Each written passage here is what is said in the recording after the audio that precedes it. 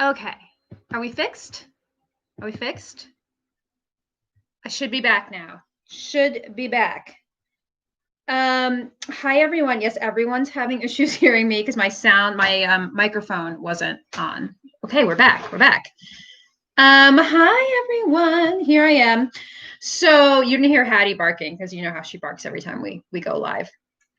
Hi. So I've missed you all so much. It's been I was just saying when you had no sound.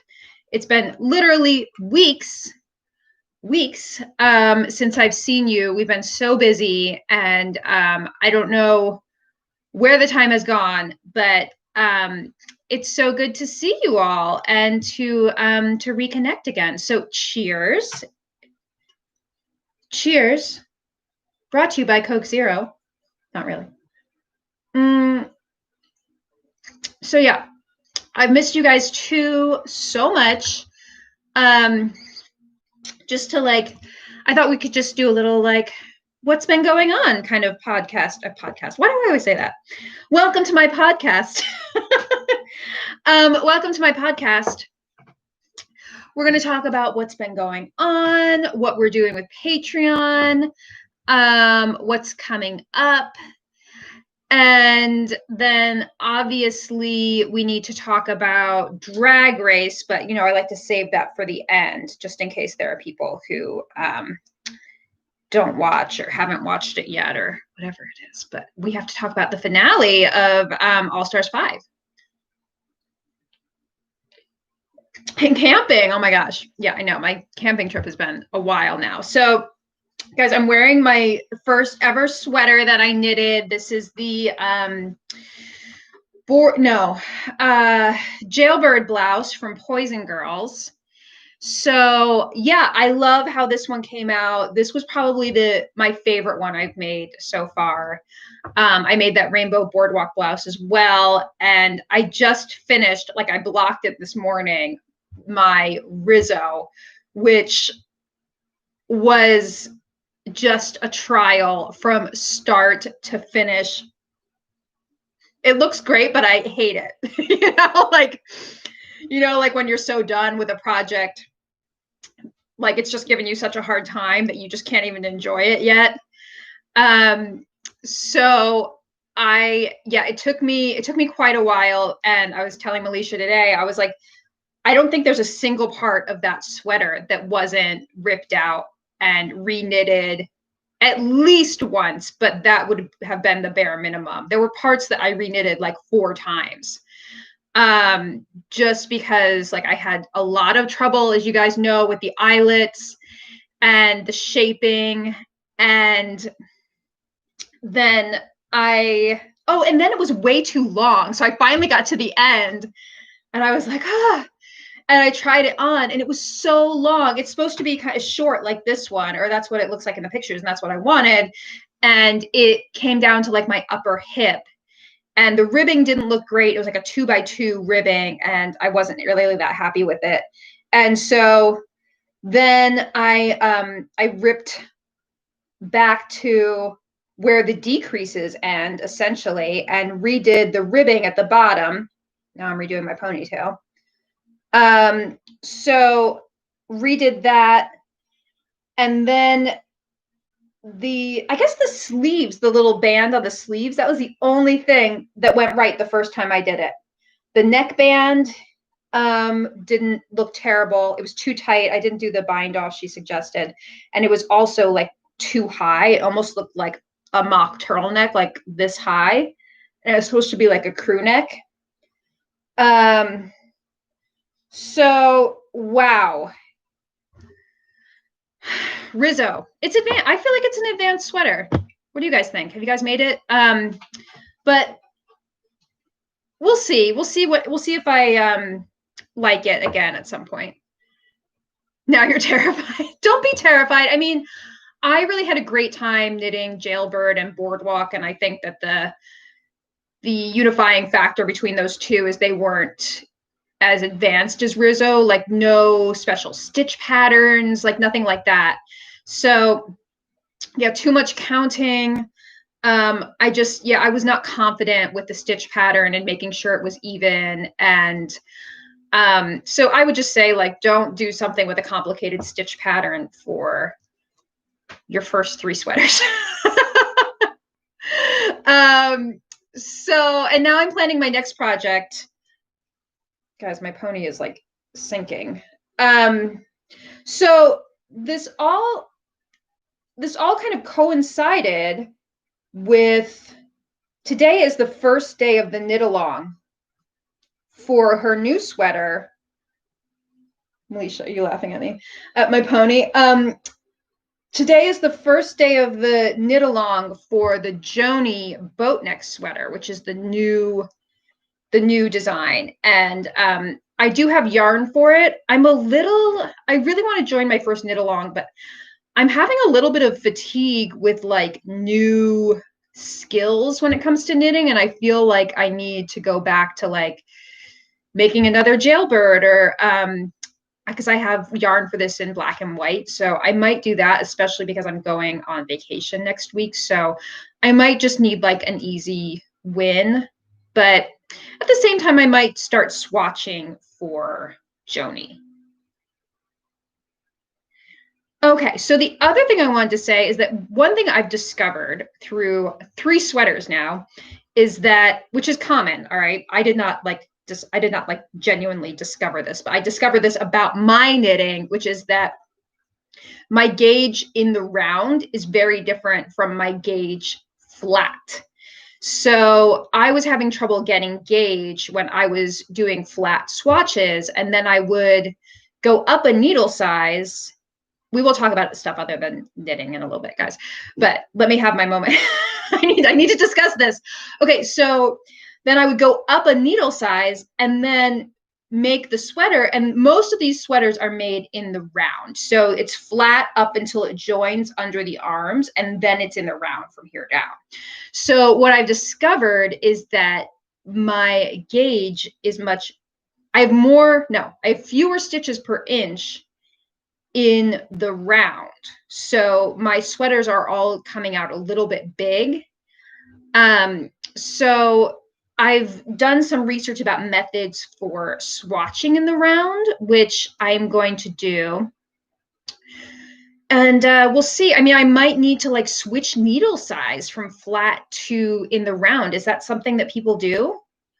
Are there knitting experts here?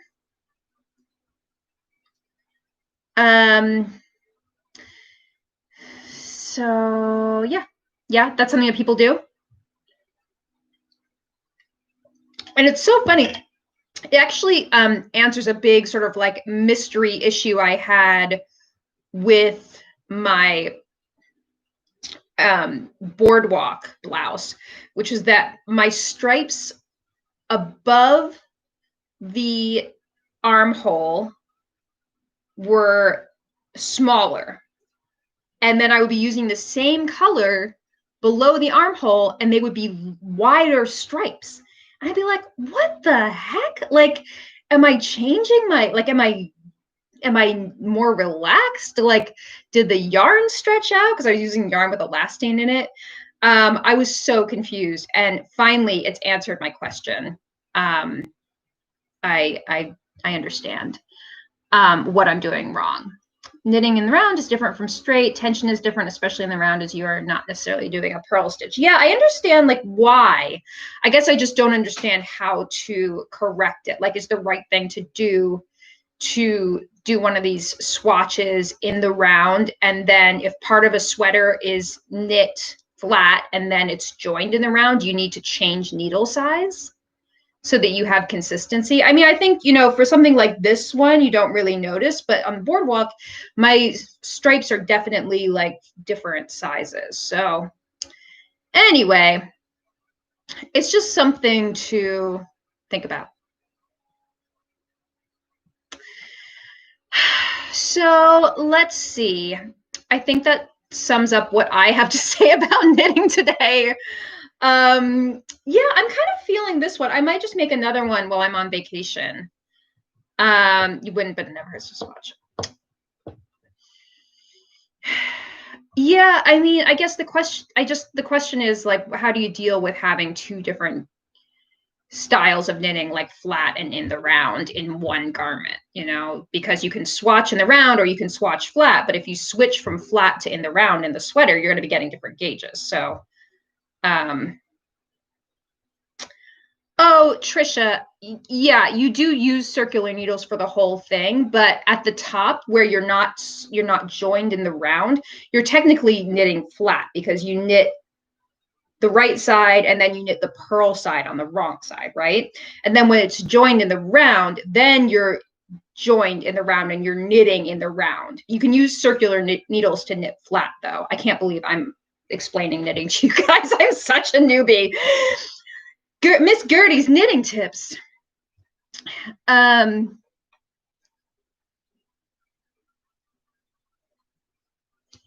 Yeah, it's the same needles, but my gauge changes because I'm flat and then in the round.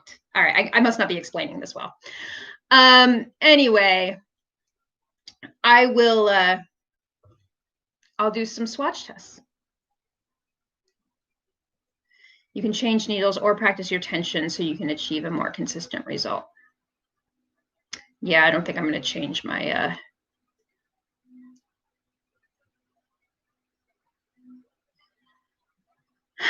All right, so that concludes what I have to say about knitting. Thank you all for your input. Yeah, I'm feeling a little bit down on knitting right now just because Rizzo was so hard for me. And I kind of can't believe it's done.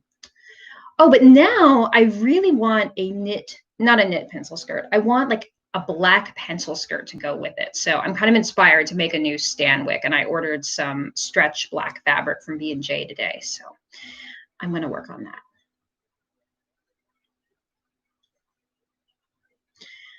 Megan says, I used to have a very pronounced difference in my flat versus round knitting, but practiced until now it's consistent.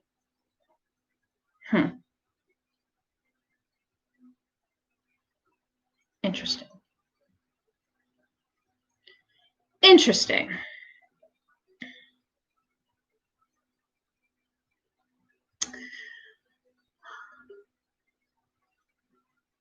All right, so let's see. I don't think I'm going to change my gauge anytime soon. I just don't see that happening for me. There's info online about, okay, thanks, Megan. I will look it up. I'll give it a try. Yeah, I did do some like Google searches about like swatching in the round versus swatching flat and all of that. All right, thanks guys. A Stanwick is just what I need. I've actually been doing some really fun sewing recently. What can I show you guys? Oh, I've been working on some new Harlow pajamas. So did you guys see my Patreon video? I just did a Patreon tutorial on how to do this giant decorative frog on your Harlow pajama top. And it was really fun to do. I show you how to do this. You can see how dimensional this cording is. It has this like thick cording inside bias tubing. So what I show you in the Patreon video is how to use a fast turn set, which is one of these, it's like these tubes that look like this, and then there's like a little wire piece that goes inside and you pull your tubes right side out. But what I show you how to do in the video, which is really fun, is how to turn your bias tube right side out and fill it with cord at the same time. And it's really cool. So you basically just like, you put the cord at the end of the tube, you like my motion here? Put the cord at the end of the tube, and it just kind of like pulls the cord through at the same time as turning the bias strip right side out. So it's super fun and I really recommend it. Belinda says my frogs look better than the ones on Dita's purple outfit. I mean, yeah, I think that these look nice and like they're very plump, you know, nice plump frogs. Hers has been around for probably what, 90 years or something. So My first set that I did not look that good because I didn't fill, I mean, it doesn't look terrible, right? But I didn't fill the tube with any cording. So you can already see how it's flattened and just doesn't look as plump. So you can see that you just get like a nice amount of dimension with the cording inside there. So this is really fun. This is like a seersucker, a rainbow seersucker shirting, like a poly cotton blend from B&J. And then this orangey red fabric is a shot cotton from Beetle and Fred.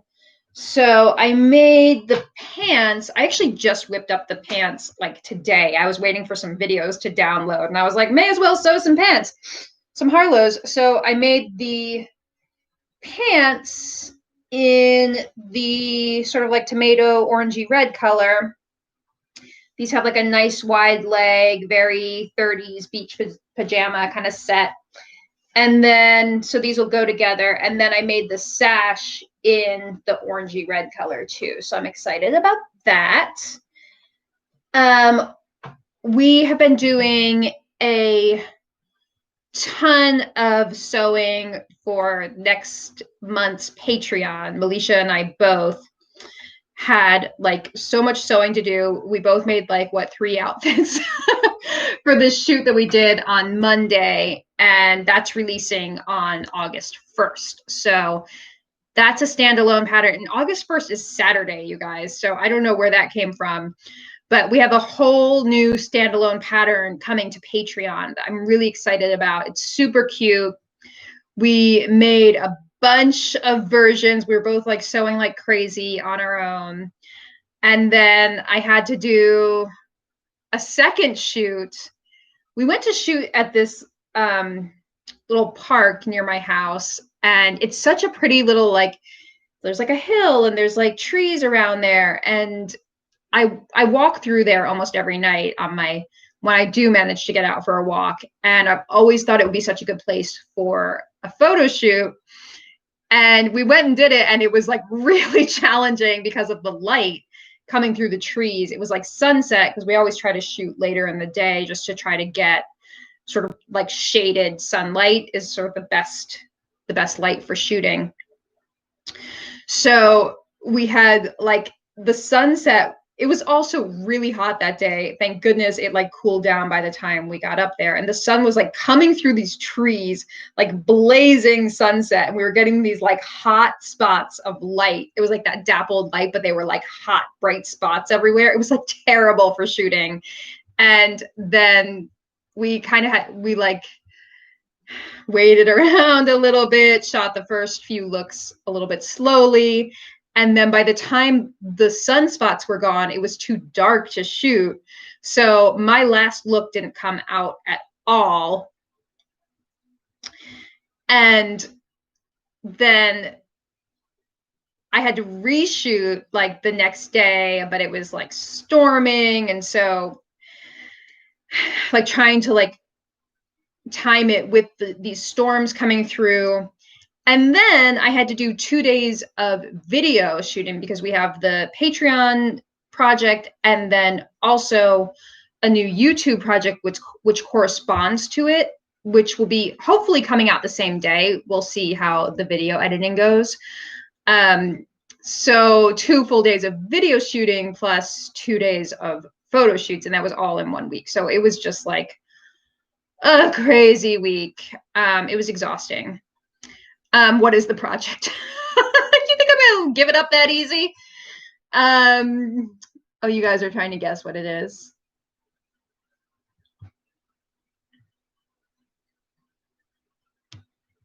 Yeah, it was a lot. It was a lot. So that's why we didn't have any lives last week. I thought maybe we would, but then it just didn't happen. So yeah, a lot of shooting, and then it all kind of came together a little later in the month than I would have liked, because this is all to release on August 1st. And I don't know if you guys noticed, but it's July 27th, And we're going to be ready, but everything is coming together kind of last minute, which is kind of par for the course with Patreon. So then we do have another standalone project. I don't want to spoil you guys too much because you're going to think we're going to do standalone patterns every month for Patreon. So we have another one coming September 1st, which is already pretty much done. So that's great. So the next month, so after this last push, the next month will be a little less crazy for us. And I'm going on vacation. And Melicia's going to stay home and prep some stuff for the next charm shoot, because we do have a new charm pattern we want to shoot, which will happen at the end of next month. And I'm excited about that one. We're going to be able to shoot with Angela, our usual photographer, for the first time since the beginning of the pandemic, which is great. But we're going to do it outside. So Melicia will model, I'll model, and we're going to have a third model I'm very excited about. And yeah, so we have that, and then it just keeps going. Just keeps going, guys. So yeah, very excited for my vacation. I'm going to Provincetown, which I do every year, and have to have a beach vacation. But I wasn't sure if it was going to happen this year because obviously Airbnbs and stuff are, and with the pandemic in certain states, not really a great time to travel. But both Massachusetts and New York are have seen a sharp decline in cases, which will hopefully continue. And we're just going to keep it very low key this year. So more like beach vacation rather than, you know, being inside at drag shows every night, which is a bummer, but it is what it is. You need a dressing gown to go with the Harlow PJs? We did a dressing gown, the rose dressing gown for Patreon. Yeah, Melicia, I don't know why you haven't taken any vacation. I keep saying to Melicia, you know, it's almost September. No, it's not. It's almost October. She hasn't taken any vacation days. So you should do that.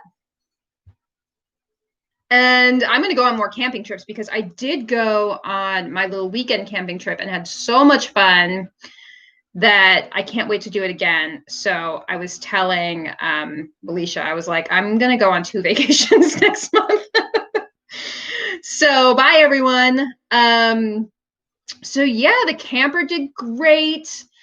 Only had like one little mishap with it, which is that when I hooked up the water, it seems to be leaking into the non-functional bathroom. So got to take it back to my mechanic and figure out what's going on there. I slept great in the camper. It was fabulous. I loved it. I was like, I'm going to go camping all the time. So who knew? And having the camper made a huge difference in just, you know, you don't have to sleep on the ground, or it's just very, it's very luxurious having a bed to sleep in.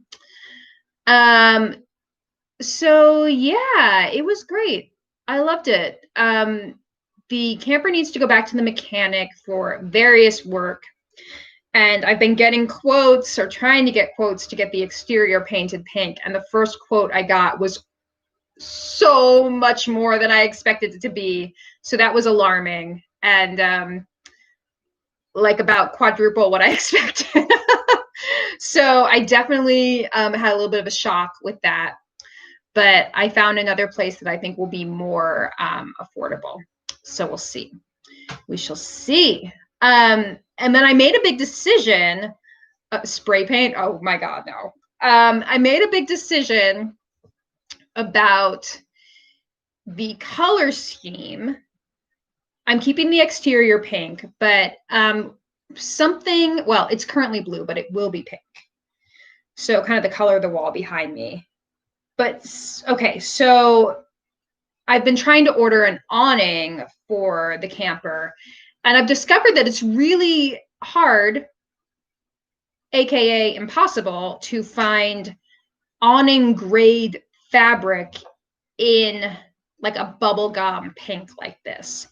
So awning fabric is very specific. There are certain weatherproof fabrics that you can find in pink, but for awnings, you need this like special awning grade fabric. And apparently no one makes it in pink. They make it in coral pink, which is not what I'm going for.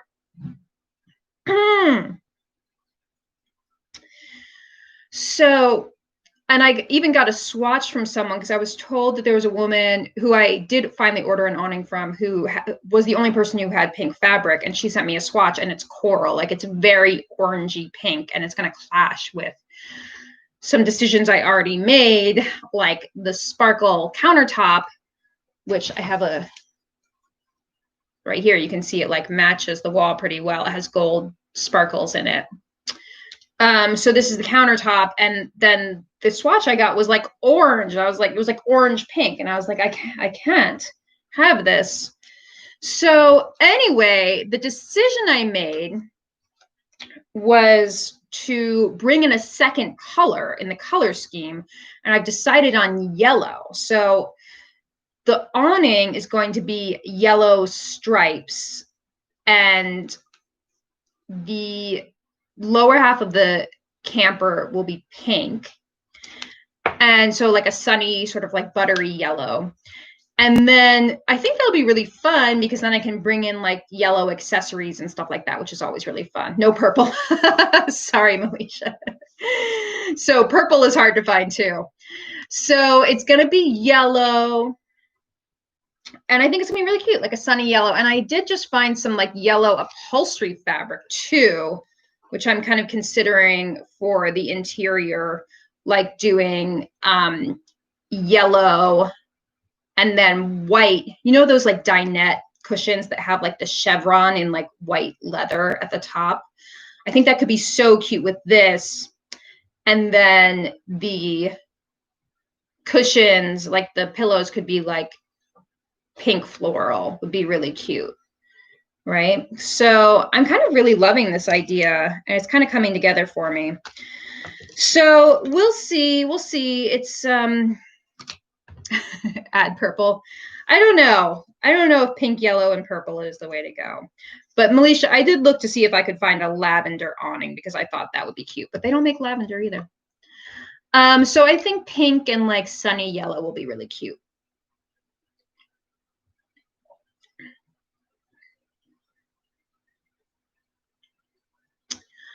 Yeah, so very excited. I know, Melisha. If I had found lavender, I would have gone that route, but the choices are limited. Aqua is nice, but I'm sick of pink and aqua together. I don't know why that's like not doing it for me. So pink and yellow it is.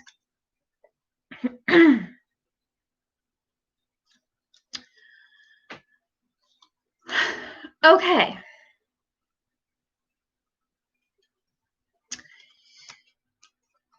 No, it's gonna be yellow. The awning is ordered. It's being made now. I'm not making it, guys, because I don't have time.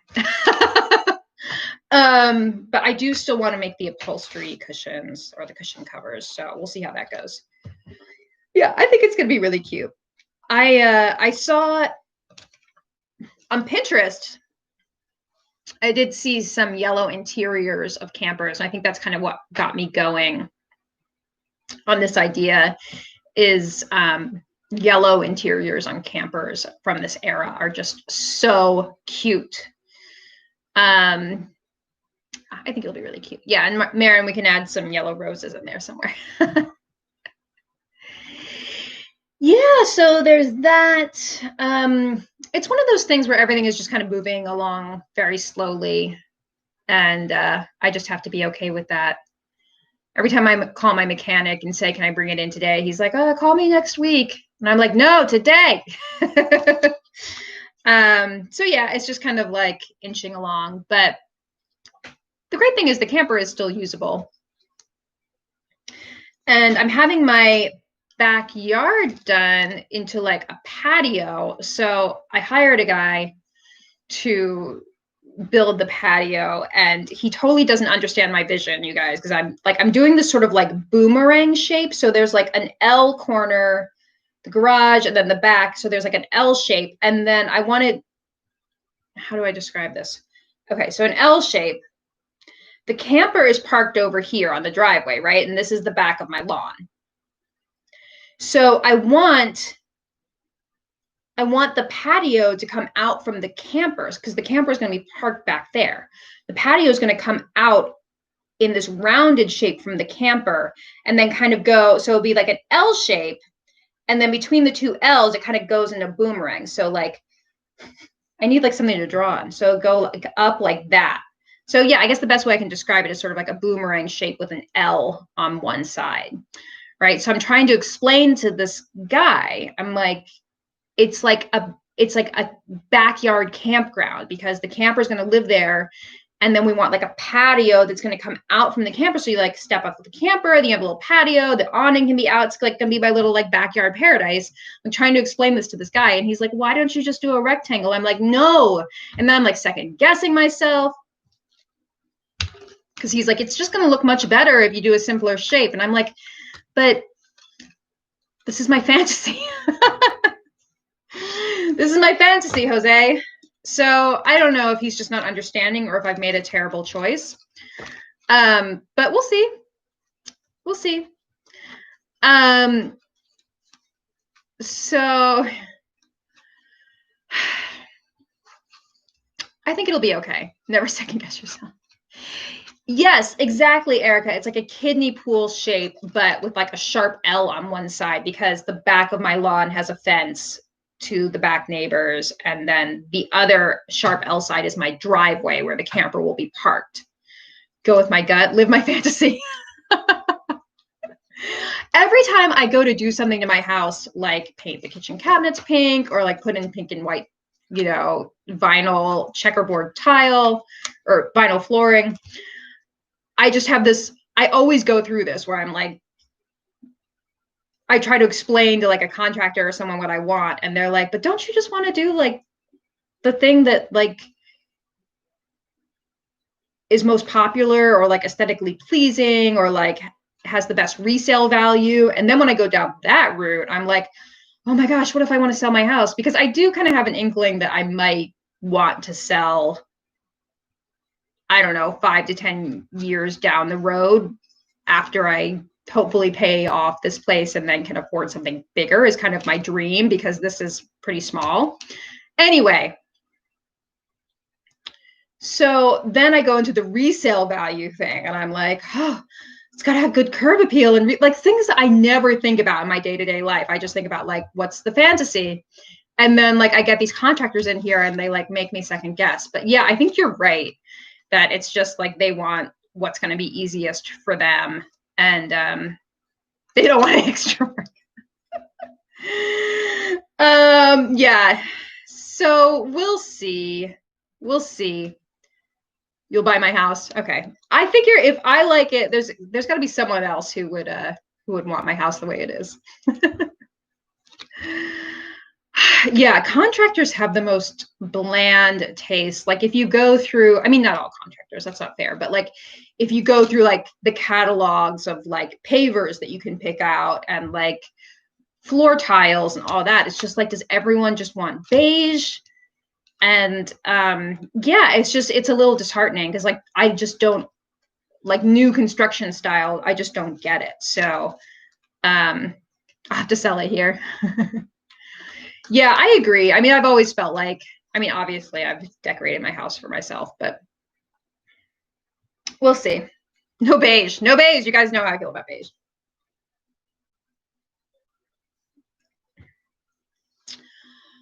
All right. So that's what's going on with the lawn and the camper. What else so the other thing I want to tell you guys is that I've been doing some like sewing of like, I've started to cut out some like 60s style, like Hawaiian gown kind of things. I've gone down this whole rabbit hole of like buying vintage Polynesian patterns. Have you guys know this brand? It was a brand from like, I believe the late 50s and continuing on through the 70s. called Polynesian Patterns, and it was all sort of Hawaiian style. And they did some that were like the Shaheen kind of tiki Lemoore style stuff, but a lot of them tend to be more like Muumuus, Caftan, Pakemu, Tea Timer, Halamu, all of that stuff kind of style. And so I've gone down this rabbit hole of collecting these recently. And as I mentioned, I'm going to Provincetown next week. And apparently caftans are huge in Provincetown right now. And my friend Tom wants a caftan. So I've been like Googling how to make caftans. And then I just got into like, well, I really want like a fabulous like gown.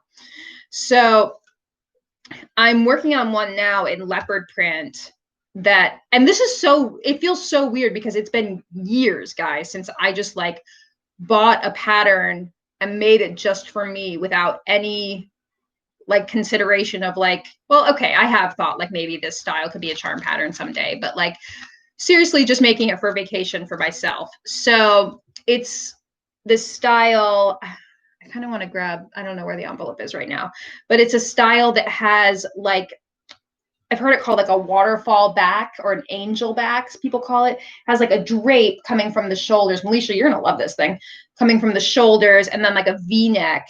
And then the front is very fitted. So it's like a long sheath with like princess seams. It goes down to the floor. And then the back is very, very full, like this, trailing behind you. And then on the inside, it has, so you pull it over. It's like a pop over, right? You pull it over.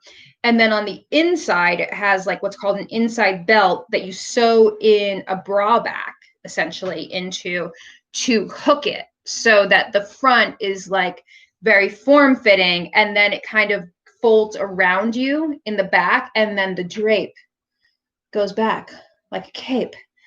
So I'm really excited.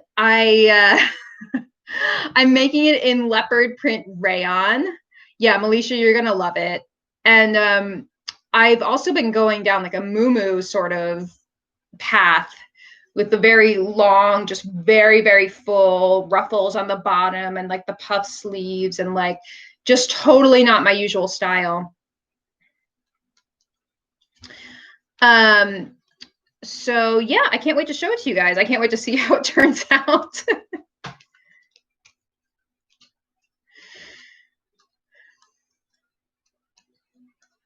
Julie has a question about shipping. The question got lost. How long does shipping take to Germany right now? I mean, the usual pre-COVID, if you get first class international mail, it says 7 to 21 days. This pandemic era of shipping, it can be double that. So I would say give it some time to get there. Unfortunately, we're seeing like really long shipping delays. But you said you're in are you in Germany? Yes. So you might want to check with Poppy Ray, which is one of our retailers in Berlin, see if she has what you're looking for, because she does carry our patterns. Yeah. So yeah, I'm excited to show it to you guys. And now that I've gone down this path of like collecting these Polynesian patterns, I like can't stop. So I'm gonna have a whole little collection I can share with you soon. So very excited about that. Let me show you this new fabric I bought too. I'll be right back. Talk amongst yourselves.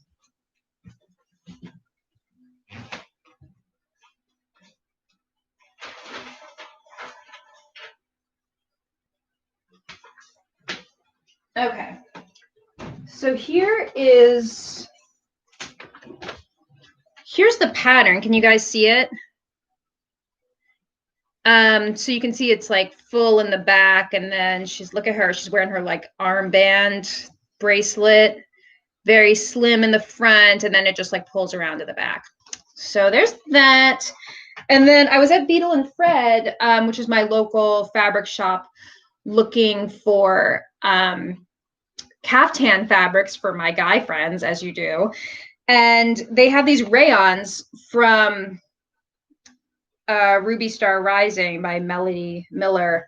And I found this one that is so like not my, these are all sold out now, by the way, but this has this like really pretty pink background. And look, Melisha has purple in it. and it's got pinks in it. So I'm kind of thinking of making a huge muumuu out of this one. Or I might save it for one of the guys for his caftan. So we'll see. We'll see what happens. What do you guys think? Yeah, it's like very 70s. It's not my usual style, but I'm kind of drawn to it. So I have that, and then yeah, I feel a little more confident in my fabric choice for the leopard print because that's just definitely more me. And I think at the studio, I also have some like Hawaiian type rayons. So I need to go by there anyway, Melisha, to water the plant, that poor plant. So I might just see what other rayons, because I really like the drape of it. Other rayons I have in the stash over there. Very Megan in the later seasons of Mad Men. Yeah, totally. Bougie Muumuu.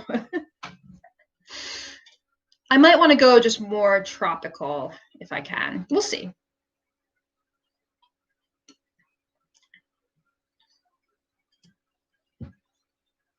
Drama at the beach.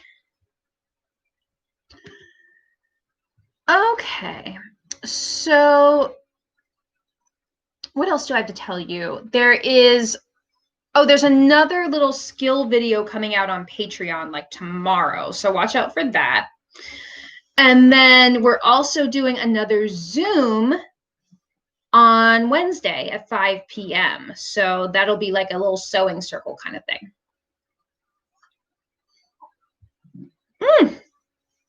Oh, and I finally finished my black Loretta shorts. That's what I'm wearing here. Whoops. Got a thread on them. Got a thread everywhere. So these came out cute, huh? Oh, you did not miss Drag Race talk. I was actually thinking we should move on to that now. Are you guys ready? Melisha, you made black ones too? I'm going to be wearing these all the time. They're like so nice and light too. All right. Thank God. All right, everyone. So let's move on to Drag Race. If you haven't seen the finale, I mean, you've probably been spoiled on who won anyway, but if you don't want to know who won, you don't want to talk about Drag Race, goodbye. We'll miss you. We'll miss you. But if you do want to talk about Drag Race or just hang out with us while we talk about Drag Race, because Drag Race is all encompassing, right? We get to other topics. Then now's the time. What kind of black fabric? It's like a lightweight stretch denim. All right. So guys, Drag Race. I mean, first it has to be said, Shea Coulee won, which, as you know, from the very beginning of this cast announcement, she was my pick. So I obviously am very happy. So happy for her. I feel like it really couldn't be a more deserving queen in the franchise. I mean, it was a great top 3, but I feel like it was right. You know, I mean, I think even if you love Jujubee, I mean, who doesn't love Jujubee? She is like beloved by so many people and probably has one of the best personalities that we have ever seen on Drag Race. Even if you love Jujubee, I feel like you can acknowledge that Shea was the rightful winner. So I called it. I mean, it was interesting just because in season 9 she was such a strong contender, and I mean I can't say that I was like so shocked like a lot of people were when Sasha took the crown over Shea in season 9. A lot of people feel like Shea was completely robbed, and the drama. But I never really saw it that way. I felt like, Sasha came in and did the better lip sync, and that's how they judged it. So she won. And Sasha is an amazing queen. So I've never really been, salty about Shea losing season 9. And there has been this narrative throughout All Stars 5. And, Shay talked about it quite a bit herself of, you know, sort of the depression she went through after losing and, you know, feeling like it was hers to win and then not winning and then sort of feeling like kind of mocked by people. And I don't know. I mean, I guess I never really saw it that way. I was sort of surprised that they built up this narrative of like she should have won season 9 and now she's coming back to get her rightful crown. I mean, I think she is just an amazing queen. She performed amazingly in season 9. She performed amazingly in All Stars 5, and she was the right choice at the end. So yeah, and I think she performed so well this season. And I saw a lot of people on Instagram apparently saying that Cracker should have won because she had more wins going into the finale than Shay did. But that's wrong, guys. That's not how it works. That's not how it works. You don't win by having the most Maxi Challenge wins, because if you did, we would all know who was going to win the season going into the finale, right? So yeah, I'm not a big Cracker fan myself, so I don't see that, but but a lot of you are. So I'm just reading all your comments now. We need to talk about how shady India was. I felt for Juju. Juju talking about her cats made your life. I mean, she is so cute. Yeah, so it was a very solid top 3. I always like these challenges. Do you guys listen to any Drag Race podcasts? Because I do really recommend the one called All Right Mary. It's 2 male hosts, Johnny and Colin, and they're very, very smart. And they know everything about Drag Race, and they talk about it in a really intelligent way and a really like thoughtful way. And I was just listening to their episode on the finale, and it was funny. They were saying like none of what happened in the challenge was really like influential to the win. You know what I mean? Like you could have come in at the end just to see the win, but like nothing really, there was no real like competitive drama throughout the episode, which I do kind of agree with, but I still really like these challenges like Clapback, where they each write a verse. And I personally felt like when I saw their 3 verses, okay, first of all, Juju looked amazing. I loved her like silver bodysuit that she was wearing, and she had the like very retro hair. And we all know she's not a dancer, and you could tell she was very nervous. So I think that was kind of her downfall in her verse. But she looked amazing, and she had these like gorgeous men carrying her around, and it was great. And then Ms. Cracker, it was like very chaotic, and she had like sort of a 50s like housewife sort of thing going on, and then they did that thing where like with dancers and the legs, and like they've done it in like several mini challenges before, and I just never really think it's that funny. But it was very chaotic, and I did not really like respond to her verse. And then Shay went, and it was interesting seeing Todrick give Shay really way more challenging choreography than he gave the other 2. And it kind of felt like, I mean, Todrick sort of handed her the win there, because I mean, if you compare like Juju, like Deer in Headlights, to Shay doing some of the most complicated choreography and like nailing it that we've ever seen on the show, I mean, who are you going to pick, you know? So, but Shay is an amazing dancer, and she handled it so well. And watching her verse, I was just like, she 100% needs to win. Like she looked so good. She looked like Nicki Minaj. Like, I don't know what she did to her makeup that she did differently. And I love that green little long hair with the little top knot. I thought looked so good. And like that black and white body. I live for her. Okay. I know I'm really biased. Yeah, it was way more complex. The choreography she was given was way more complex than the other girls. So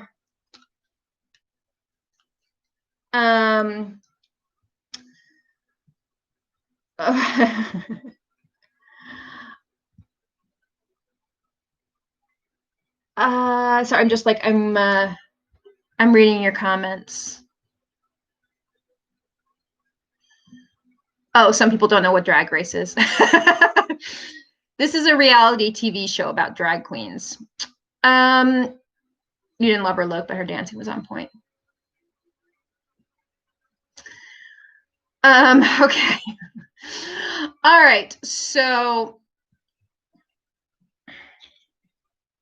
what are we talking about? Rita wants me to teach more intermediate beginner dresses. I'm not sure what that means. I have a whole variety of levels, from YouTube to Patreon, from easy stuff like the Harlow pajamas up to advanced. So I feel like if you look at our Patreon and the YouTube, you'll find what you're looking for. All right, back to Drag Race. So, okay, so India, I mean, she didn't admit it, but she basically made the whole thing up, right? That's what we have come to learn. I love Alexis Mateo saying she was Apollo lying. So yeah, India kind of did this like fake apology where she like said she stood by what she said, but she saw that it hurt people, so she was sorry. So there was that. The whole cast came back, which I thought was really fun. They did a runway with every single contestant from this season, which I think was one of the best choices they've made on an All-Stars finale ever, because as you guys know, like All-Stars finales are usually it's like an empty room with like 3 queens and RuPaul, and it just feels like very anticlimactic. So it was really nice to have the entire cast from the rest of the season there walking the runway, and then also sort of being the audience. And they were also like supportive for the most part. And it was nice to like have an audience responding to the performances. So I love that.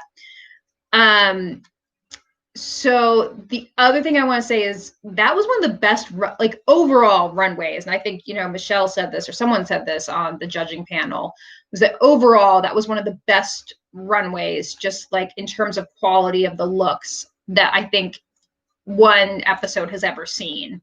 And the top 3, their final runway looks were all like pretty much out of this world.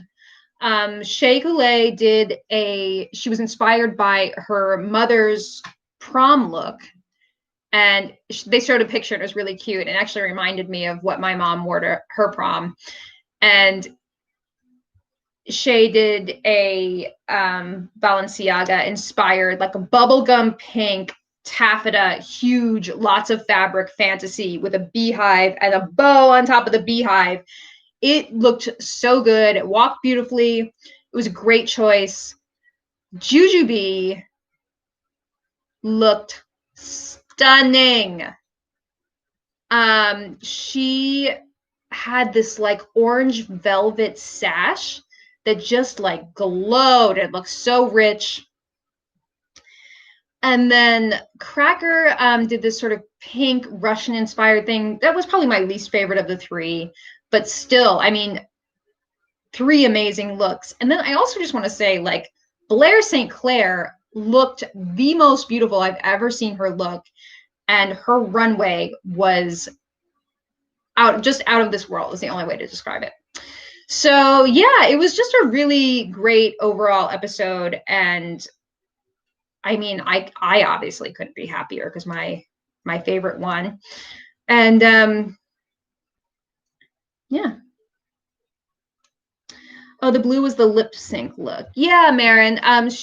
She wore the pink like silk Balenciaga fantasy for the runway, and then there was a final lip sync where she wore a blue gown and she did like a robot sort of thing, which she really committed to that choice for the entire lip sync. So many outfits.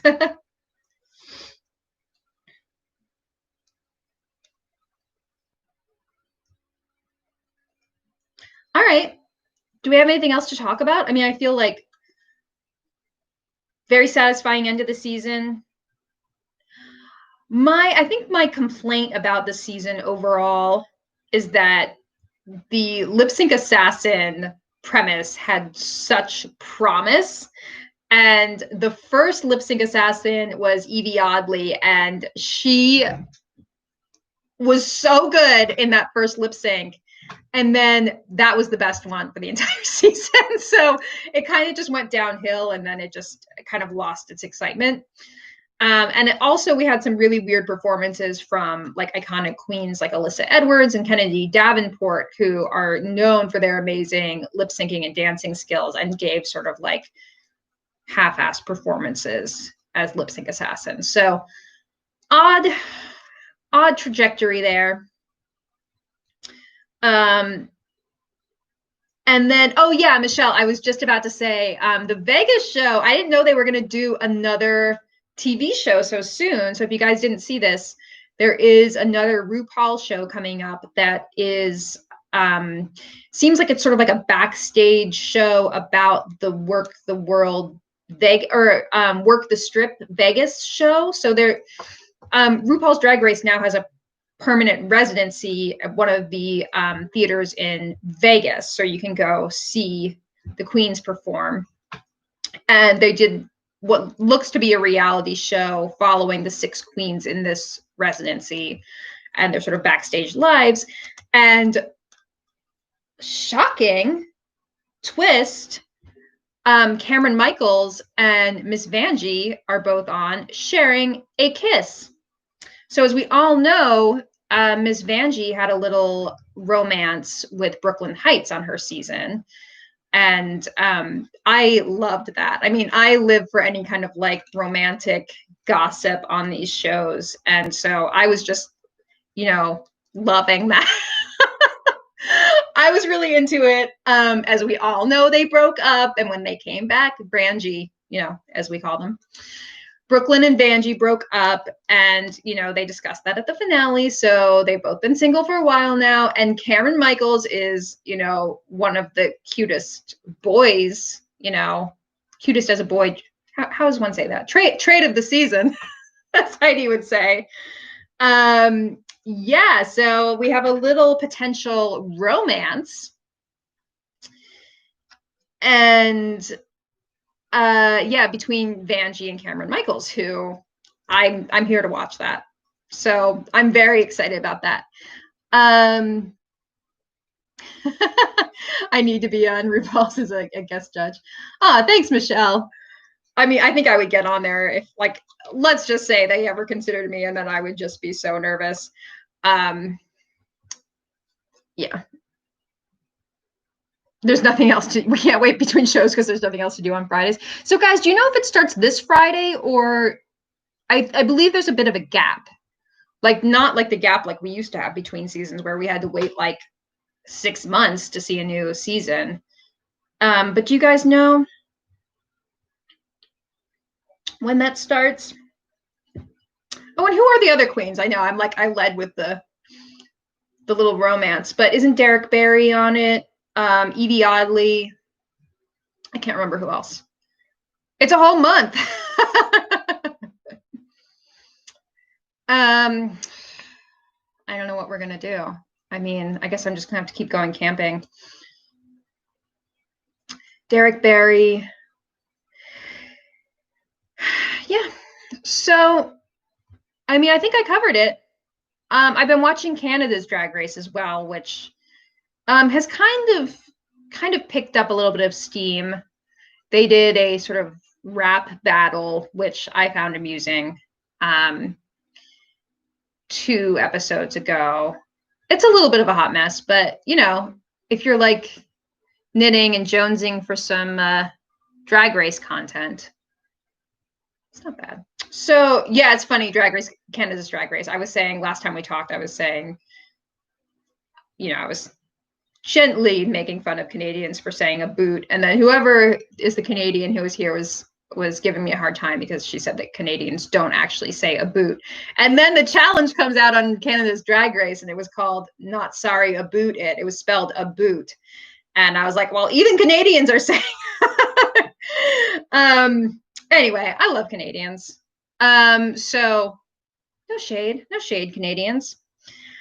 But yeah, it's a little meh. Yeah, everyone's hating on Jeffrey Boyer Chapman now for being a real, you know what, on the judging panel. Yeah, it's not really that exciting, but you know, you need a little something to watch while you're knitting. It's not bad. All right, everyone. So I think we covered it. Yeah, so excited for Shea Coulee. So excited. I just think it could not. I mean, you know, you guys know how much I love her. So it was just like really exciting to see my favorite win and feel like she was deserving. Because I feel like in the past, I've really rooted for some queens who maybe at the end didn't really deserve to win, but I like stuck with it. And then I like, but this one I was like, I stand behind this one. Yeah, so yeah, it was a great season. It was great, and it's great to see Shea win. And now we have two reigning queens that I love. We have Jada and Shea Coulee, current reigning. So that's exciting. All right, everyone. So thank you for joining me. And I've missed you all so much. And I hope you've enjoyed listening to me ramble about, I mean, we got through so much. Muumuus, Caftans, Drag Race, upholstery fabrics, giant frogs, plump frogs. It was great to see you all. And I will definitely be back for the Patreon Zoom on Wednesday. So don't forget to come to that. Same time, same place. Well, not same place. On Zoom, same time. All right. So see you Wednesday. And yeah, have a great rest of your week if I don't see you. And I missed you guys too. And we'll talk soon. Goodbye. Mwah.